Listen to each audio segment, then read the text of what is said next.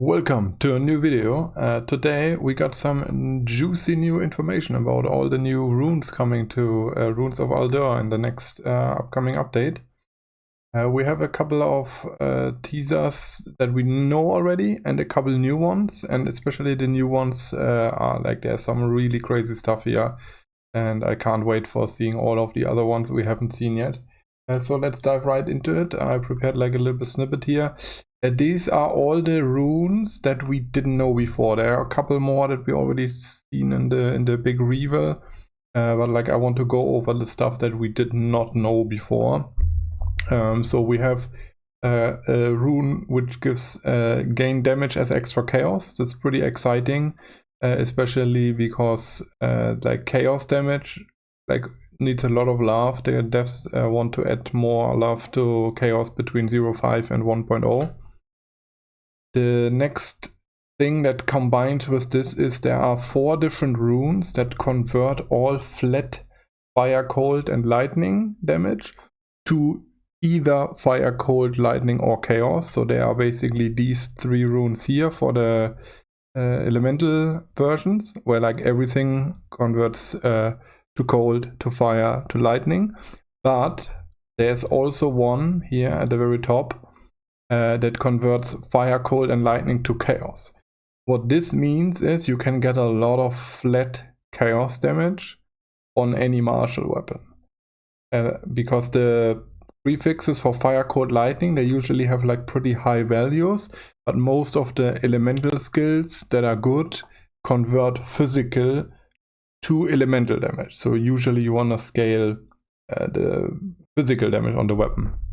But chaos skills, or like anything that you play with like chaos, like Acolyte of Chayula and stuff, you still need to use like some of the bare like the pure elemental skills and then add the chaos on top.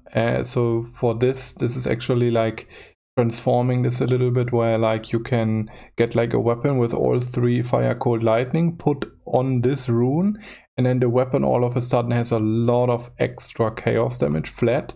So yeah, this might open up some new possibilities even for like maybe non-Acolyte of Chayula stuff. We have to see, especially if you combine both of these runes, like weapons. If you really like use a 2-handed weapon like a quarterstaff, for example, or like any other, you can use this Rune of Agony and Betrayal of Uldur together for some insane chaos damage, so I can't wait for that.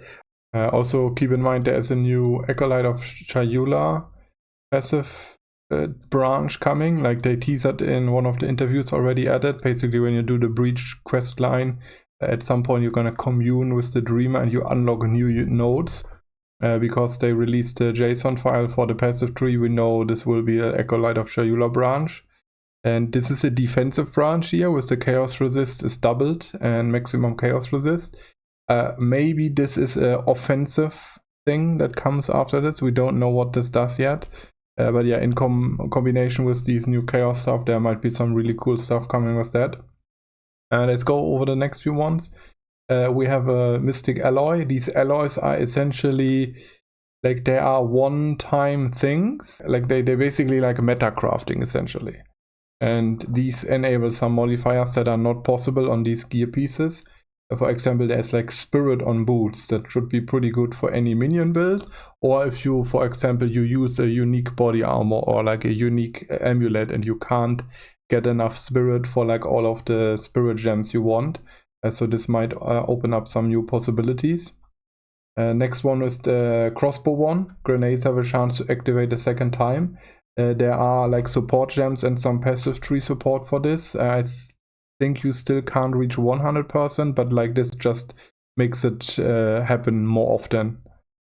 And then there's a pretty crazy one which applies to all equipment. All equipment plus 1 suffix modifier allowed. So basically you can have 7 stat item. I assume there would be a prefix one as well. I don't know.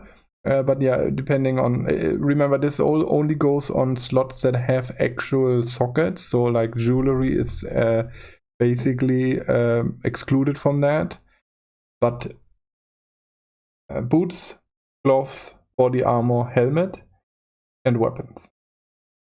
And if there is a prefix possible, if there is a prefix version of this, this could be pretty crazy for attack-based weapons, because then you could have percent fizz, flat fizz, hybrid fizz, and flat cold prefix on a weapon, essentially. Like that's pretty crazy. Then they showed another, like they teased in the patch notes at least, there are like some mystical runes which are incredibly powerful, but they fall off in power. And they showed this for body armors, 50 spirit and 20 all Aelireth.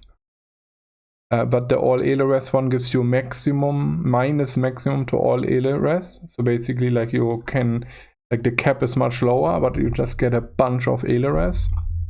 And the spirit one is plus 50, but minus 1 spirit per 20 levels.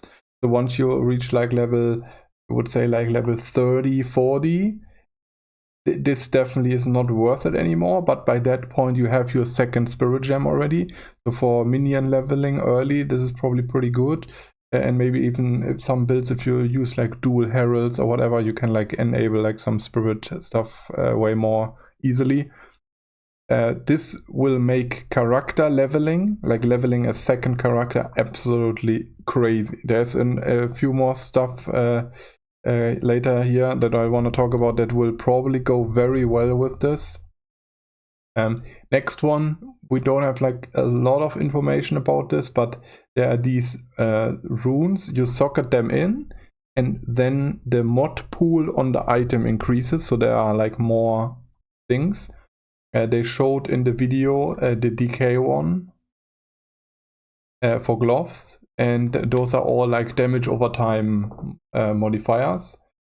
For the other ones, we only have to speculate. Chronomancy they showed in the reveal, that's like slow, potency, cooldown, anything time related. And berserking on helmets, probably everything with rage. Marksman, possibly like projectiles, ranged attack, like, yeah, probably like projectiles, most likely. This is also for gloves. This one I'm a little bit unsure about. Weapon modifier with destruction modifiers. I don't know, like the first thing I thought when I read destruction, I thought about crit related modifiers, but weapon can already roll crit modifiers, so I'm like unsure about that. Body armor has soul modifiers. I have no clue what this means because we don't have Vaal skills. Yeah, I don't know, like this is a question mark. And then yeah, we have another one, which is the masterwork rune. This will go hand in hand. Like they showed upgrading one of the regular runes by 25%. So basically, in the video they showed a life rune that was going from 60 life to 75 life, so that's 25% increase. This says all equipment upgrade a socketed rune. The question now is, does this apply to all of these as well, or only for the base runes? I would assume this also applies to all of these. So now when we go to the next category, which is very exciting for me, because this might impact my aspirational build that I want to go for. They teased in the Q&A about this. Aldur's Legacy. This is a rune that you socket into a unique Kalgorian or Azomite item. The item gets destroyed, and then you get a rune that has some properties of that unique. And they showed Trample Toe, for example. That's like the boots that make you like overkill damage around enemies. And Trample Toe have 30%, the rune has 10%. But this is already enough to enable this for any build, which is pretty good. Now, Legacy of Twisted Empyrean. That is the mace that I want to use. We can see this here. That's the mace I want to use.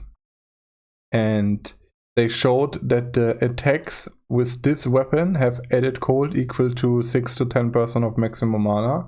That's the modifier that gets into the rune, which is absolutely insane. Now the question, and they did not clarify this, can you socket the runes from these uniques into the same unique? Because if that would be possible, we could be double dipping on this. They already showed this, the minimum thing rolls up to 8% and the maximum rolls up to 11%. So with this rune, we could possibly get like 14 to 21% of maximum mana, if that works. We don't know. Also, then the question is, does the Masterwork rune work on these Uldur Legacies runes? Because if you can upgrade them, that will be pretty crazy. Next one, Legacy of Bramblejack. That's like some reflect stuff. That's like very niche, but I guess maybe that helps.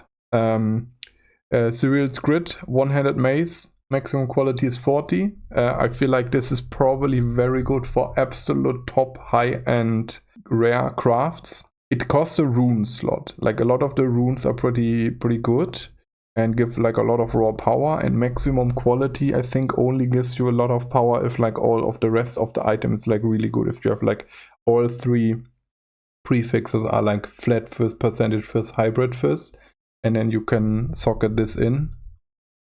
And then the other one, which is pretty important, Elevor. They show that this rune does not necessarily have to take one singular line on the unique. It can also take 2 lines, which make what the unique does. So that's pretty interesting.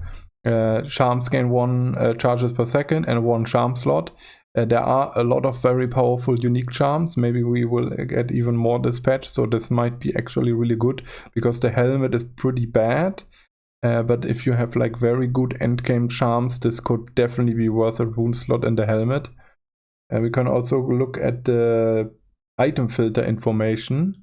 On the item filter information, we know all of the uniques that can be used with the Legacy of... what was the name? I forgot the name already.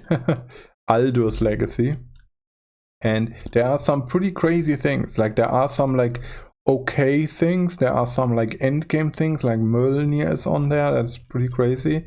For me personally, my standouts were Black Braid Fur, Black Braid Fur Plate. This is basically, I'm assuming the armor applies to elemental damage will get transferred. This is a huge amount. The passive tree gets a lot of love for this stat as well. But like all of the hybrid nodes get like something as well, and they even add like entirely new clusters for this. So this is a stat that you can absolutely get crazy with this patch.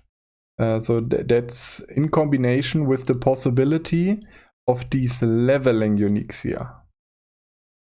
Not uniques, leveling runes. Sorry. If you can like imagine if you have a body armor with like 2 rune slots, and then you give it 20 Aileras and whatever this is, maybe this gives like 50% or 80%, and then you put it in a decent pure armor base. That's pretty crazy. Second one, Hawk Hunt. That's a 2-handed mace. It's a pretty bad weapon, but this has 15% flat crit. I don't know how much crit we would get. I assume crit would be the stat that this gets. So even if it's 5 or maybe like 8, 10 flat crit, that it's absolutely massive. That is 100% worth a rune slot, and this enables crit scaling on, like if you use, for example, a unique that doesn't really have a good crit value. Like a lot of the maces have just 5% crit, and for maces it's very hard to scale crit. And yeah, with this there might be some possibilities. And then the next one, Brain Rattler. This is, I think, similar to the Twisted Empyrean, where like with Twisted Empyrean you have cold damage scaling on slam skills. So with slam skills you have a lot of like heavy stunning already, and cold gives chill and freeze. Now with the Brain Rattler, all damage with this weapon causes electrocution buildup. Electrocution is essentially like a stun. It's like by default 5 seconds, and yeah, it's basically a stun, but like the lightning version of a stun. And if you can take this stat and put it in any two-handed mace. Again, most two-handed mace builds already are very good at stunning enemies, and then putting this on top just makes it so much safer, because like you just like CCing mobs before they even can do anything. It's crazy. So yeah, I'm really looking forward to all of this. But yeah, for me, like the big takeaway, where like there's still a little bit of question mark, would be, can we socket the Aldur's Legacy runes into the same unique again and double dip? And can we masterwork the Aldur's Legacy? That's the biggest two question marks for me. Nonetheless, this is pretty exciting, and I really hope that the whole mana stacking attack stuff that I want to do with my build will get some support and love. So yeah, I can't wait for the patch to drop 2 more days, and then we will find out. But yeah, for the time being, thanks for watching everybody, and see you in the next video. Bye bye.